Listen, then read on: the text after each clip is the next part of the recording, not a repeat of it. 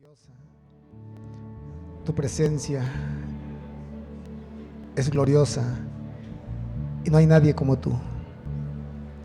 Grande, maravilloso es nuestro Padre Dios. Él está en este lugar. Él está en este lugar. Te damos gracias. Muchas gracias, bendito Dios. Recibe la gloria, recibe la honra, la alabanza, adoración, exaltación. No hay nadie como tú. Clemente y misericordioso es nuestro Dios. Gracias, Señor. Muchas gracias. La presencia de Dios ministre cada corazón. Muchas gracias te damos. En el nombre de Jesús. Denle un fuerte aplauso a nuestro Padre Dios. Gracias, Señor.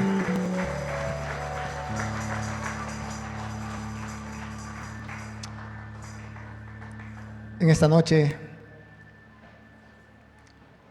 aquí estamos delante de ustedes, amados hermanos, con respeto hacia cada uno de ustedes, con gratitud hacia nuestro pastor y con temor y reverencia ante nuestro Padre Dios. Vamos a compartir la palabra, vamos a escuchar un mensaje. Les pido por favor que estemos atentos. Muchas gracias, hermanos, por la administración de la alabanza.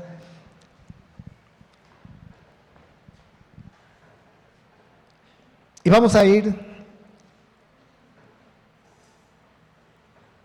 a abrir nuestras Biblias en la primera carta a los Corintios, capítulo 9, versículo 24. Le damos gracias a nuestro Padre Dios por la palabra. Vamos a hacer dice la palabra de Dios: ¿no sabéis que los que corren en el estadio, todos a la verdad corren, pero uno solo se lleva el premio?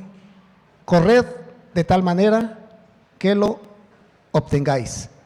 Oremos. Padre, en el nombre de Jesús, en esta noche te damos gracias por darnos la oportunidad de estar una vez más en tu casa. El deseo de nuestro corazón, mi Dios, es hacer tu voluntad. Te pedimos, Padre, que abras los ojos de nuestro entendimiento, poder comprender, poder entender y poner por obra tu buena palabra. Que esta noche, mi Dios, podamos recibir un consejo, podamos recibir una enseñanza que viene de ti, y te damos gracias, muchas gracias por tu palabra.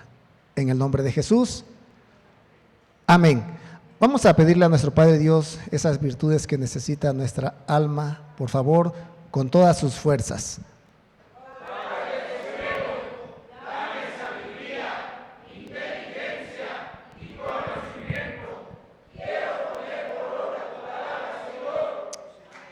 Amén. ¿Puede tomar su asiento, hermano, por favor? El concepto atleta para la iglesia de Corinto era un concepto muy, muy claro, muy definido. Ellos lo entendían perfectamente de qué es lo que les estaba hablando el apóstol Pablo. En el versículo 25 dice: todo aquel que lucha, de todo se abstiene. Ellos a la verdad para recibir una corona corruptible, pero nosotros una incorruptible. Así que yo de esta manera corro, no como a la aventura, de esta manera peleo, no como quien golpea el aire. Bien es sabido, hermanos, que para que un atleta pueda tener éxito, pueda alcanzar la victoria o pueda alcanzar el propósito por el cual compite, se tiene que preparar. Tiene que hacer un sacrificio. Ahí dice el apóstol Pablo, habla que se tiene que abstener de ciertas de ciertos alimentos que pueden menguar su rendimiento como atleta. Y dice que estos hombres competían y el propósito era ser coronados. Pero sigue diciendo el apóstol Pablo que esa corona es corruptible, es efímera.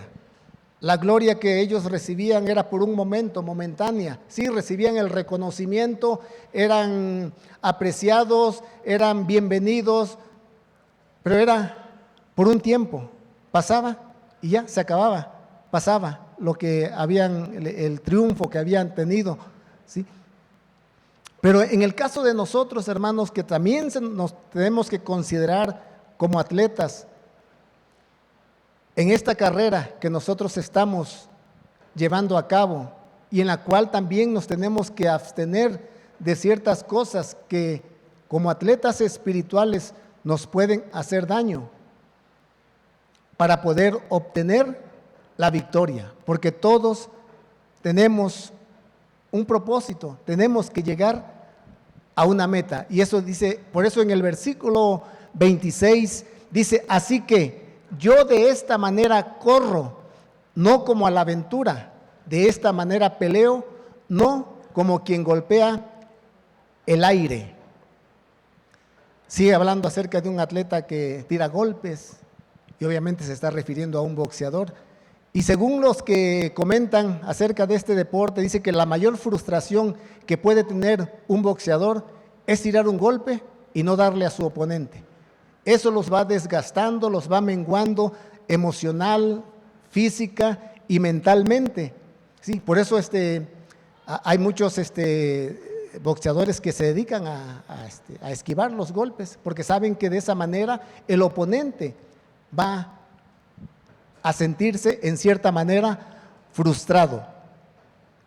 Dicen los sabios de la Biblia que uno de las frustraciones que tenía el pueblo de Israel cuando estuvo en Egipto es que los egipcios los hacían construir sobre el pantano, de tal manera que iban edificando y en un momento determinado esa edificación se venía abajo, y eso era con el fin de que ellos menguaran en su alma, menguaran en su condición y se sintieran frustrados de que nada de lo que hacían podía ser edificado. Pero dice aquí que nosotros tenemos que correr no como a la aventura.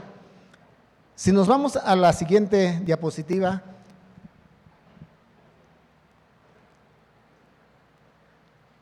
hay diferentes traducciones de este versículo. La primera dice, así que yo no corro como quien no tiene una meta. Y de aquí tomé esta expresión para ponerle el nombre a esta enseñanza. ¿Sí, hermanos? Y la enseñanza dice, como quien tiene una meta.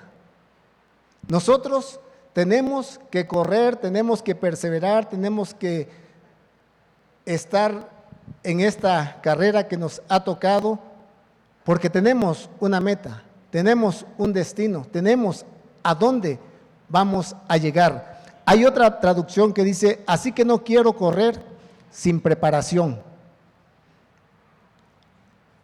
Así que yo de esta manera corro, no como cosa incierta.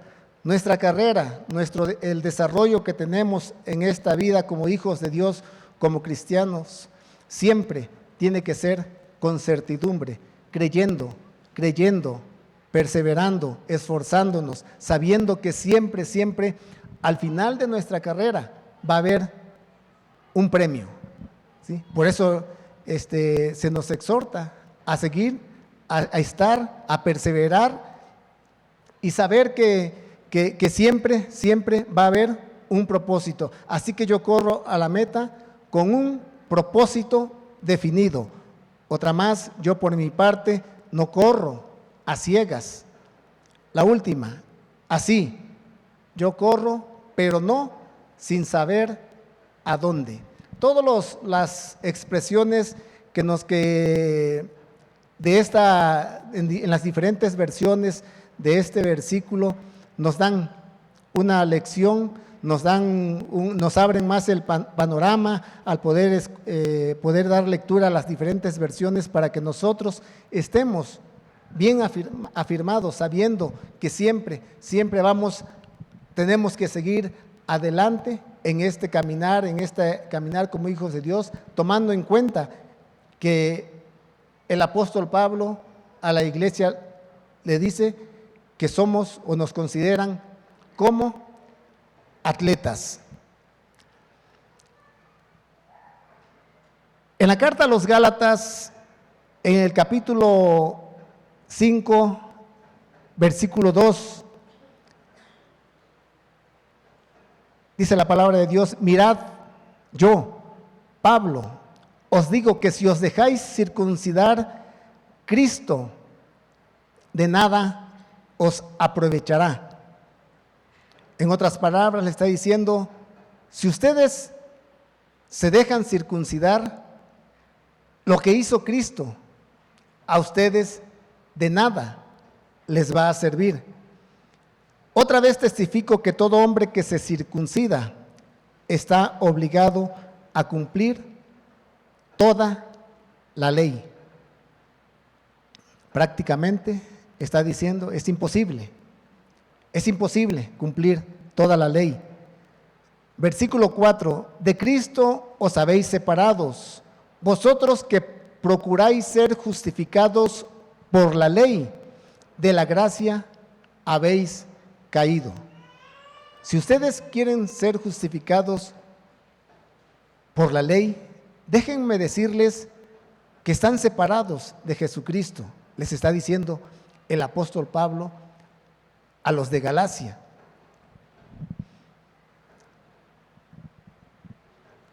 Pues vosotros, por medio del Espíritu, esperamos por la fe la esperanza de la justicia, porque en Cristo Jesús ni la circuncisión ni la incircuncisión significan nada, sino la fe que obra por amor. Ahora nosotros que estamos en Cristo, no importa si se está circuncidado o no.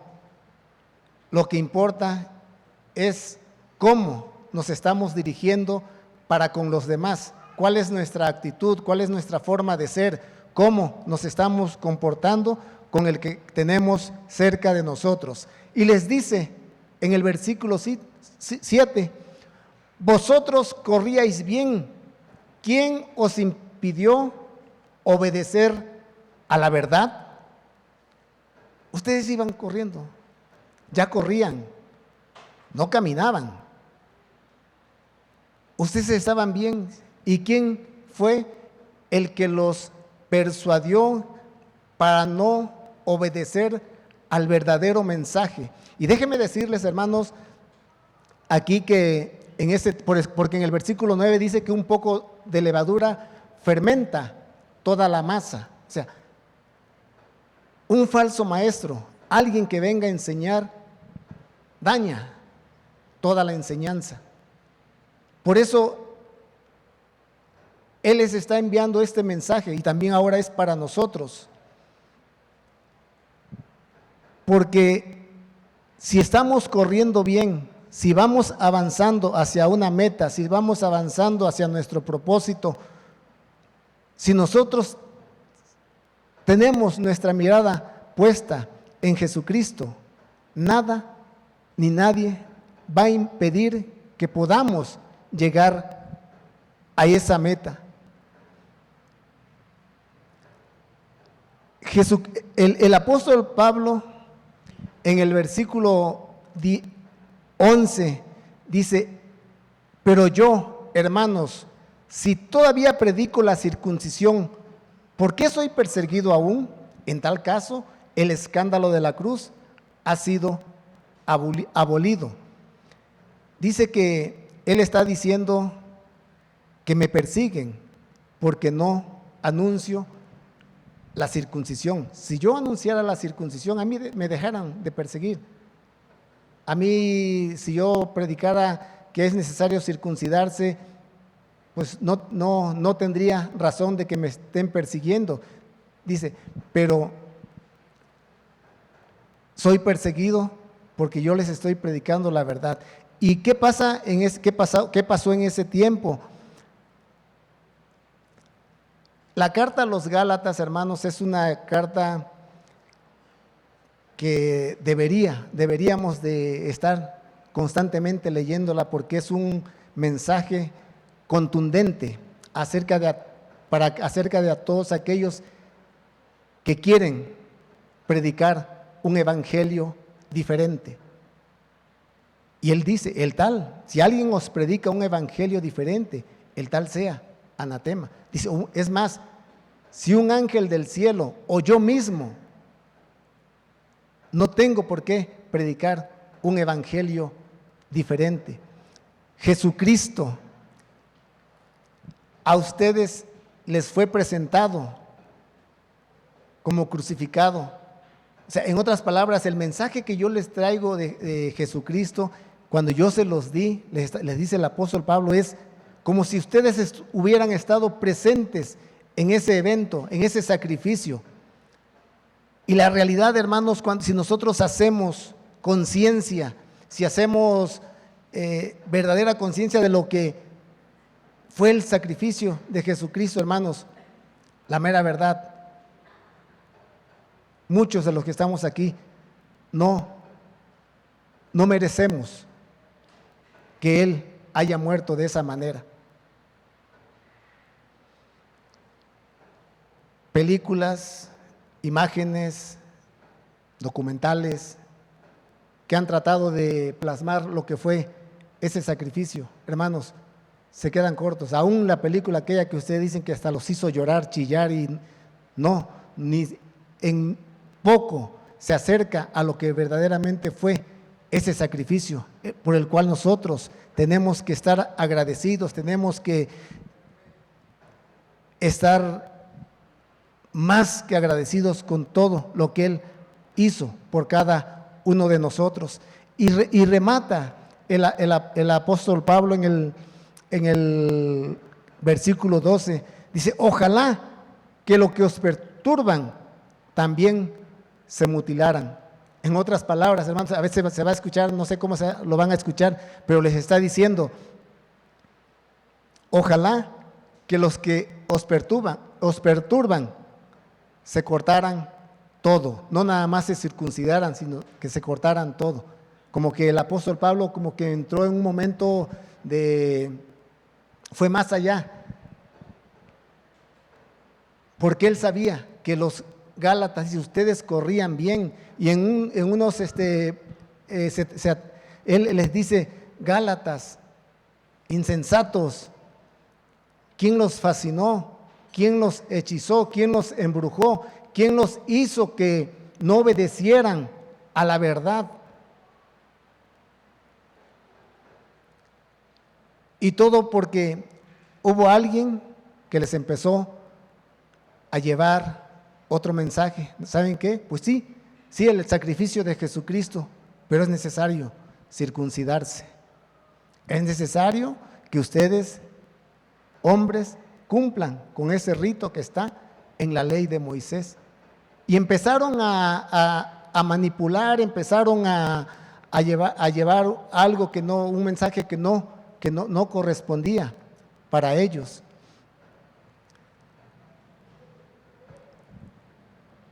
Y vemos cómo el apóstol Pablo cuidaba, trataba de proteger a esta congregación. Por eso es necesario, hermanos, que cuando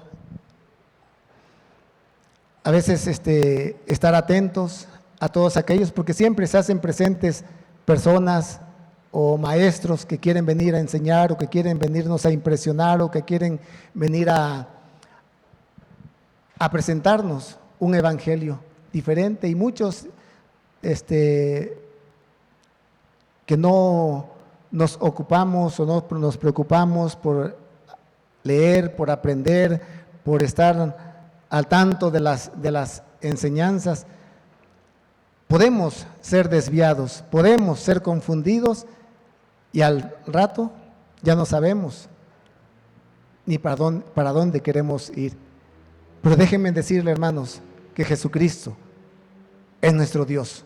Jesucristo es el camino, es la verdad, es la vida. Jesucristo es la puerta por la cual nosotros podemos entrar y podemos tener salvación, vida eterna. Jesucristo es nuestro Salvador. De eso no tenemos que tener ni la menor duda. De eso no tenemos que tener ni la menor duda de que Él es nuestro Dios. Pero le dice, ustedes corrían bien, estaban bien, estaban sirviendo, estaban participando, estaban al tanto de las necesidades ¿pero qué pasó?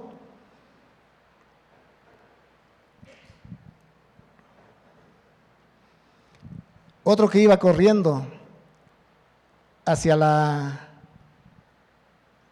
tierra prometida, hacia la tierra que fluye leche y miel, hacia la tierra de abundancia, hacia la tierra espaciosa, hacia la tierra que había jurado Dios a dársela a Abraham y a toda su descendencia, el pueblo de Israel.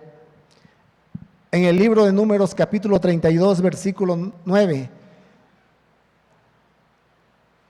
pues cuando subieron hasta el valle de Escol y vieron la tierra, desalentaron a los hijos de Israel para que no entraran a la tierra que el Señor les había dado.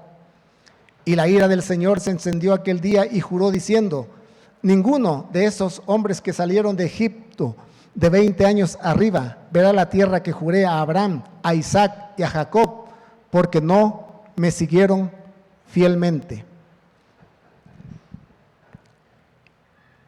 Y está haciendo un recordatorio de lo que dice el libro de Números 14:1, cuando dice que entonces toda la congregación levantó la voz y clamó, y el pueblo lloró aquella noche, y murmuraron contra Moisés y Aarón todos los hijos de Israel, y les dijeron toda la congregación, ojalá hubiéramos muerto en la tierra de Egipto, ojalá hubiéramos muerto en este desierto. ¿Y por qué nos trae el Señor a esta tierra para caer a espada? Nuestras mujeres, nuestros hijos vendrán a ser presa. ¿Qué no sería mejor que nos volviéramos a Egipto? Y dice que hicieron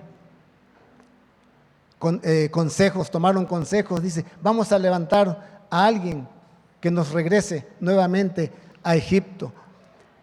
Y en el capítulo 14, versículo 28, diles, vivo yo, declara el Señor, tal como habéis hablado a mis oídos, así haré yo con vosotros. Eso que han declarado de que hubiera sido mejor morir en Egipto o morir en el desierto, se les va a cumplir, es lo que les está diciendo el Señor. En este desierto caerán vuestros cadáveres, todos vuestros enumerados, de todos los contados de 20 años arriba, que han murmurado contra mí. 20 años arriba no entraron a la tierra prometida, porque no creyeron que Dios los iba a introducir a una tierra de abundancia. Aquí entendemos, hermanos, que la murmuración en contra de Dios, en contra de un líder, en contra de un jefe, en contra de un padre, en contra de una madre, trae consecuencias. A veces lo tomamos muy a la ligera, a veces lo tomamos muy no pasa nada, no sucede nada, pero sí hay consecuencias, hermanos. Y Dios quiera que nosotros que estamos corriendo en esta carrera, nos abstengamos, que en el momento que queramos murmurar, en el momento que queramos levantar una queja en contra de un líder, en contra de nuestro pastor, venga alguien y nos la cierre y no podamos hablar en ese momento. Sería mejor. Es bueno, hermanos. Dios es bueno con nosotros y nos habla a tiempo. Nos habla, a veces nos habla en el momento necesario, en el momento justo, pero a veces nos habla con antelación, antes de que pasen las cosas, antes de que sucedan las cosas. Nosotros tenemos un panorama reducido a lo que estamos viviendo actualmente. A veces no vemos la película completa de todo lo que puede pasar o puede suceder o está por acontecer, pero es necesario que estemos alertas, que estemos atentos a lo que estamos viviendo y en lo que estamos, en donde nos encontramos. A causa de la murmuración en contra de Moisés y Aarón, a causa de no creer que Dios los iba a introducir a una buena tierra, 40 años pasaron vagando por el desierto y ahí quedaron. Una nueva generación se tuvo que levantar para poder entrar a la tierra prometida, salvo Caleb y Josué, dos hombres que eran de un espíritu diferente, que fueron los únicos que pudieron entrar a la tierra prometida y poseerla y tomar posesión de ella, creyendo a la promesa que Dios les había dado. Que todos los que estemos aquí seamos como estos dos hombres, que haya hombres y mujeres Caleb, hombres y mujeres como Josué, dispuestos a creer a las promesas del Dios Todopoderoso y poder llegar a la meta, poder correr esta carrera, sabiendo que hay premio, sabiendo que hay recompensa, sabiendo que hay galardón para todo aquel que cree.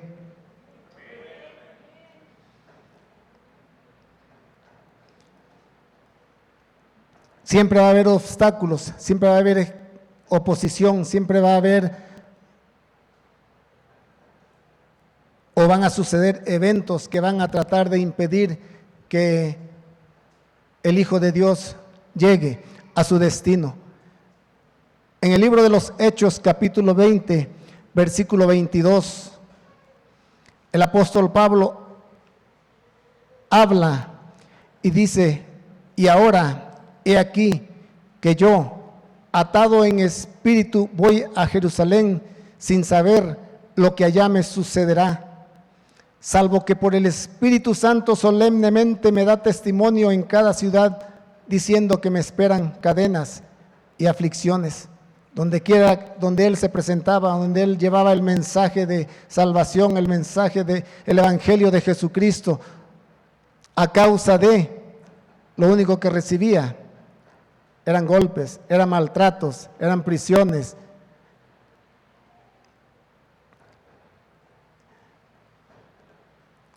Pero sigue diciendo en el versículo 24: pero en ninguna manera estimo mi vida como valiosa para mí mismo, a fin de poder terminar mi carrera y el ministerio que recibí del Señor Jesús, para dar testimonio solemne del Evangelio de la gracia de Dios. El llamamiento que él había recibido, estaba seguro que no venía por llamamiento de hombre, sino que él lo había recibido directamente de Jesucristo.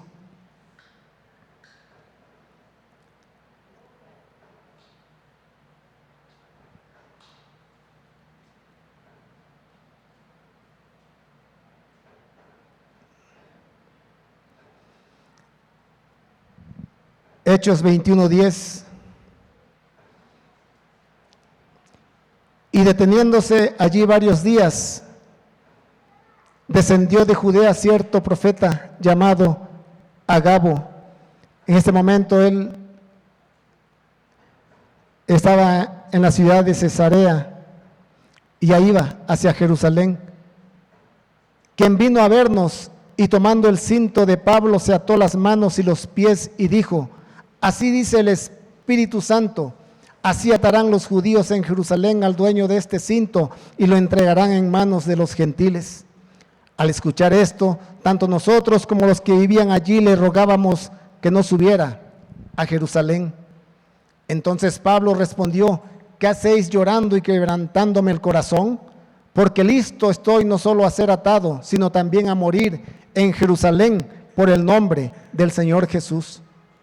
Como no se dejaba persuadir, nos callamos diciéndonos que se haga la voluntad del Señor. El profeta Agabo, un hombre, un profeta que en cierta manera tenía cierta reputación, porque él ya había sido usado, era usado por Dios en este nivel de profecía, y lo que él decía se cumplía. Él profetizó que iba a haber hambre en Jerusalén, y el hambre vino. Por eso cuando los de Cesarea escucharon el mensaje que le dieron que le dio al apóstol Pablo, sabían que iba a suceder, sabían que iba a acontecer lo que él estaba diciendo. Y ellos, de buena manera, de una manera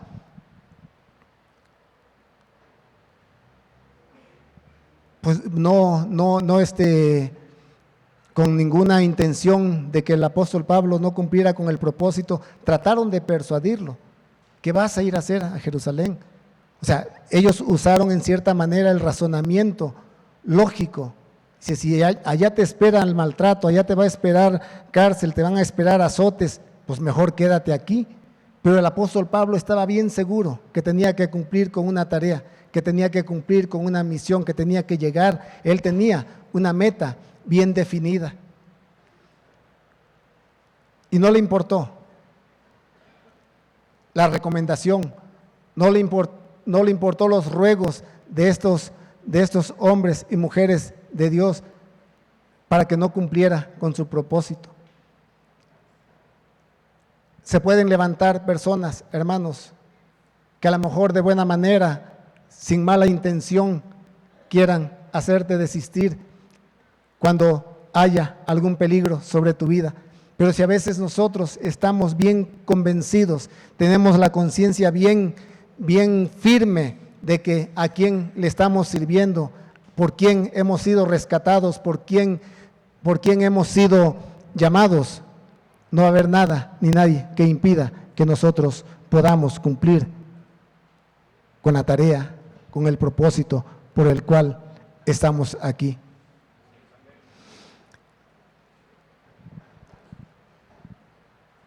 En el libro de Mateo, capítulo 16, versículo 20,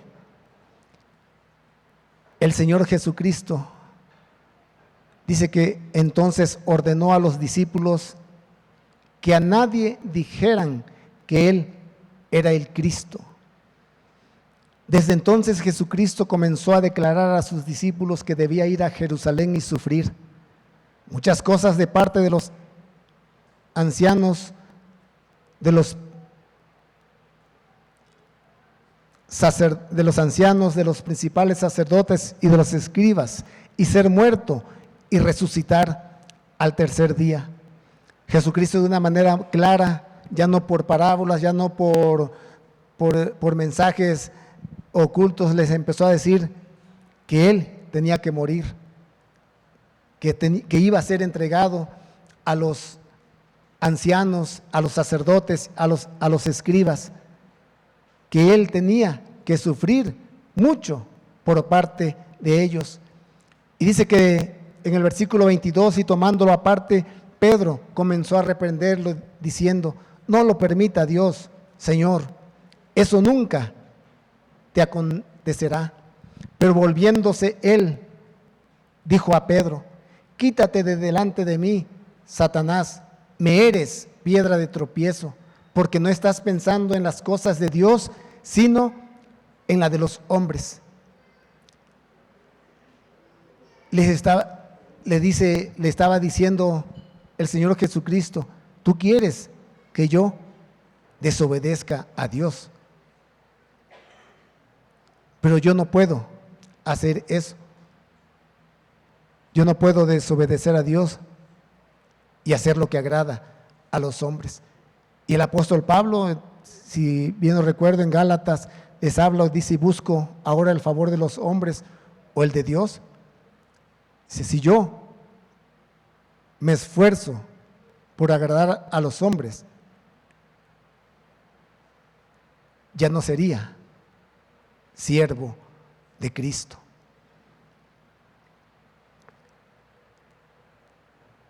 De una manera, para el apóstol Pedro, para él era correcta, tratando de persuadir a Jesucristo de que no cumpliera con el propósito, de que no cumpliera con la tarea, de que no cumpliera y pudiera llegar a la meta, que era la cruz. Por eso dice en el versículo 24: entonces Jesús dijo a sus discípulos: si alguno quiere venir en pos de mí, niéguese a sí mismo, tome su cruz y sígame. Si alguno quiere ser mi discípulo, si alguno quiere estar junto a mí, si alguno quiere estar cerca de mí, tiene que obedecerme, tiene que hacer lo que yo les diga. Y eso es lo que también Dios nos dice a nosotros en esta tarde. ¿Queremos ser siervos de Jesucristo? Sí, todos estamos aquí porque somos siervos de Jesucristo. Y es nuestra responsabilidad hacer su voluntad. El siguiente ejemplo está en Mateo 26:14. Entonces uno de los 12, está hablando de los apóstoles, llamado Judas Iscariote, fue a los principales sacerdotes y dijo: ¿qué estáis dispuestos a darme para que yo os lo entregue? Y ellos le pesaron 30 piezas de plata. Nos vamos a Mateo 27:1. Dice que cuando llegó la mañana, todos los principales sacerdotes y los ancianos del pueblo celebraron consejo contra Jesús para darle muerte. Aquí, cuando estamos de este pasaje que estamos leyendo, ya Jesucristo había sido aprehendido. Ya pasó todo lo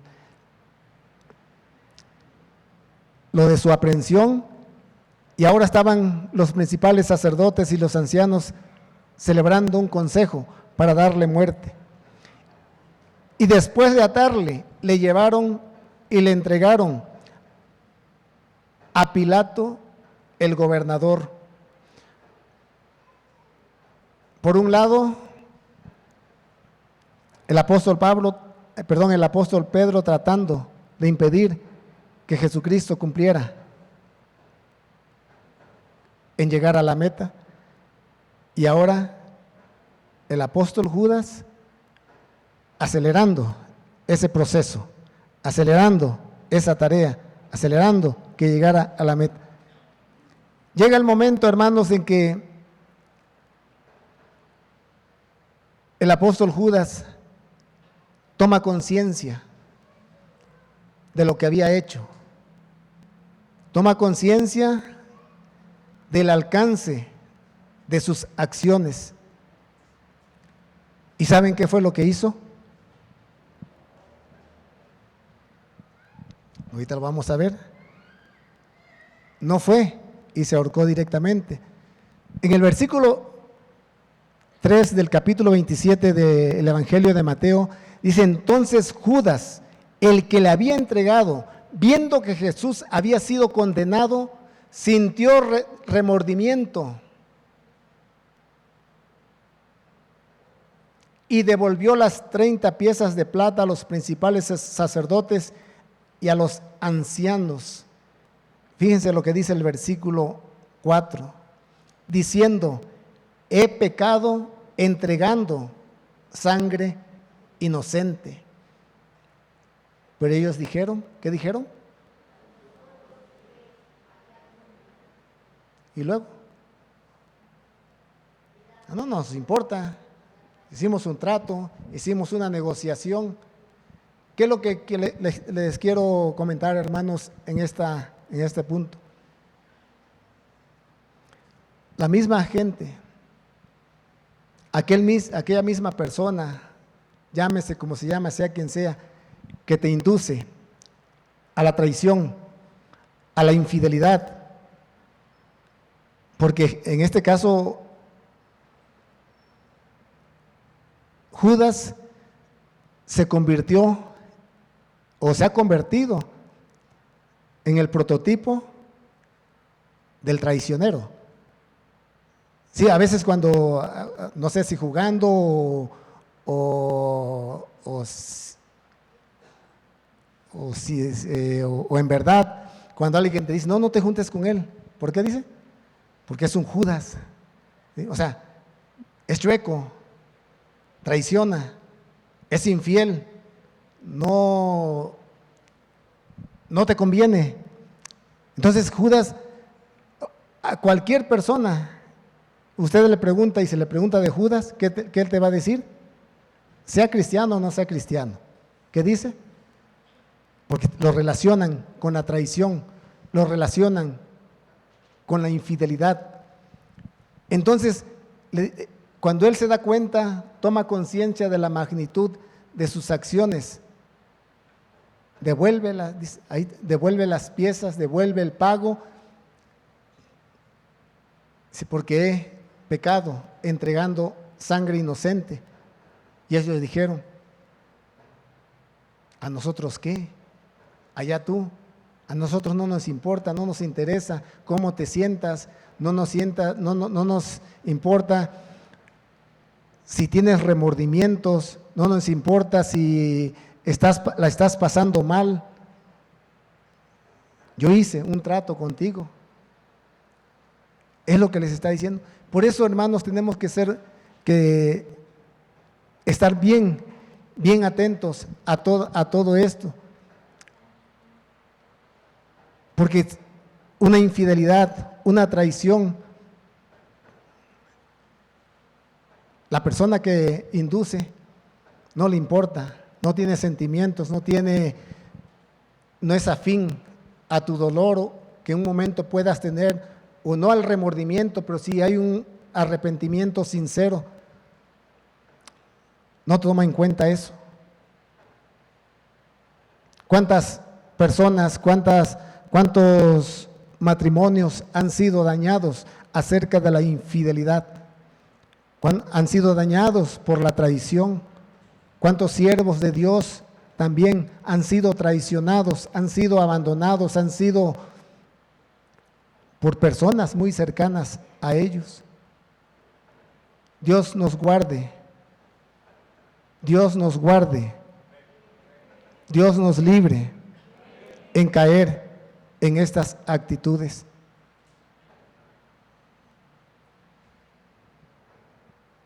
El dolor que puede uno causar, el dolor que puede uno infundir a la esposa, a los hijos, al esposo, a los padres, a los hermanos, a nuestro pastor.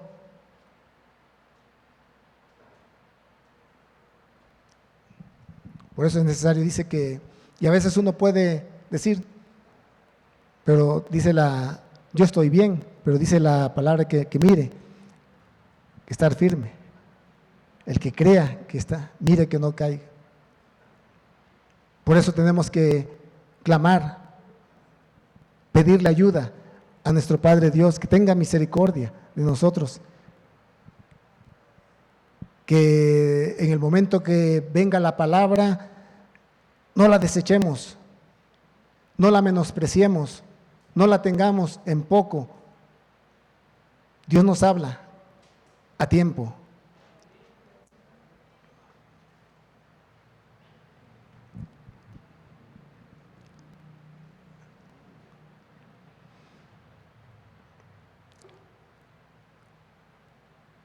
En la segunda carta del apóstol Pablo a Timoteo, capítulo 4, versículo 6. Dice: yo ya soy para ser sacrificado y el tiempo de mi partida está cercano. He peleado la buena batalla, he terminado la carrera, he guardado la fe. En el futuro me está reservada la corona de justicia que el Señor, el juez justo, me entregará en aquel día. Y no solo a mí, sino también a todos los que aman su venida. Y yo creo que todos los que estamos aquí queremos terminar la carrera.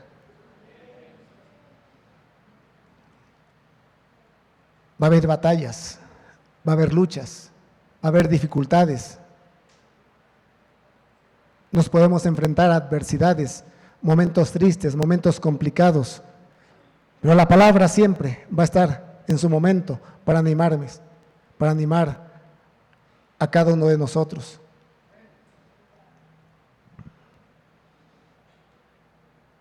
Bien lo recuerdo, viernes 12 de enero, viernes 12 de enero,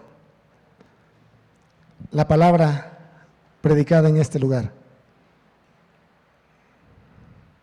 no se turbe vuestro corazón. Para muchos fue enviada la palabra para ese momento, porque había turbación, había desesperación, había angustia. Y el Señor envió su palabra: no se turbe vuestro corazón. Y a veces uno dice: pero bueno, la acepto. Y al otro día viene el golpe, al otro día viene el maltrato. Y un clic enseguida diciendo: no se turbe vuestro corazón. La palabra enviada a tiempo, la palabra enviada en el momento oportuno, porque así es nuestro Padre Dios, siempre tiene cuidado de cada uno de nosotros y nos envía la palabra justo a tiempo, cuando la vamos a necesitar. Depende de nosotros si estamos atentos o estamos divagando en nuestros pensamientos, pero Dios siempre nos habla a tiempo.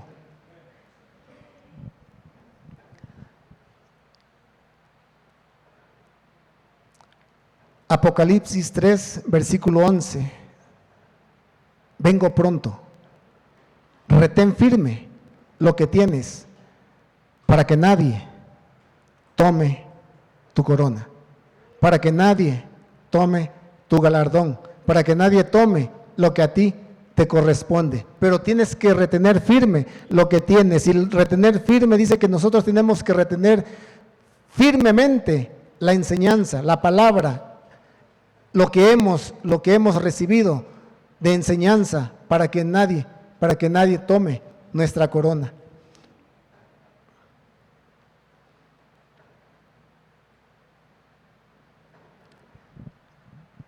Yo me regreso a primera carta a los Corintios, capítulo, y con esto termino. Capítulo 9, versículo 27, dice: sino que golpeo mi cuerpo y lo pongo en servidumbre, no sea que habiendo sido heraldo para otros, yo mismo venga a ser eliminado. No sea que habiendo sido heraldo para otros, yo mismo venga a ser eliminado. Pongo mi cuerpo, golpeo mi cuerpo, y muchos lo han malinterpretado y muchos han creído que para que Dios te perdone, para que Dios expíe tus pecados, es necesario golpearte, es necesario maltratarte, es necesario martirizar tu cuerpo. No, ese es el mensaje. Sino que nosotros tenemos que decirle a nuestro hombre exterior que tiene que obedecer al hombre interior, que el hombre interior tiene que prevalecer sobre el cuerpo, que tiene que prevalecer sobre el hombre que está viendo, y si la carne se somete, vamos a estar bien, no vamos a ser eliminados. Y por eso el apóstol Pablo dice: yo, siendo yo heraldo, siendo yo el que predica, siendo yo el que anuncia, siendo yo el que comparto, no sea que al final yo sea eliminado. No, yo tengo que mantenerme fiel, tengo que mantenerme firme, tengo que mantenerme y correr como quien tiene una meta, correr preparándome, correr con un propósito definido, sin incertidumbre, sin vacilar, sabiendo que hay un galardón, sabiendo que hay una corona, sabiendo que si llego a la meta va a haber recompensa. Y ese es el mensaje que yo les traigo en esta noche, amados hermanos. Mensaje para que ustedes lo meditemos todos y cada uno de nosotros y podamos ser partícipes de lo que nos espera. No estamos aquí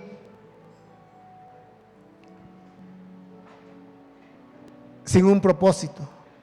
Estamos aquí porque estamos corriendo una carrera, y al final de esa carrera, si llegamos, que es el deseo de nuestro corazón, es el deseo de nuestro pastor, de que nos preparemos, de que avancemos, de que no nos detengamos, de que sigamos corriendo, que sigamos perseverando, que no dejemos de congregarnos, que seamos disciplinados, que seamos perseverantes, que va a venir momentos difíciles, momentos complicados, momentos tristes, pero Dios está con nosotros. Y Él nos ama, y Él nos manda mensajes, nos habla de diferente manera, y tenemos que estar atentos a la enseñanza, atentos a la instrucción que siempre se nos da en este lugar.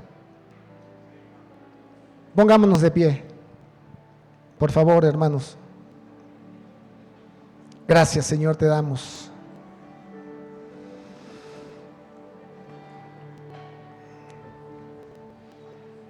Queremos correr sabiendo, mi Dios, dice tu palabra que tú galardonas a los que te buscan.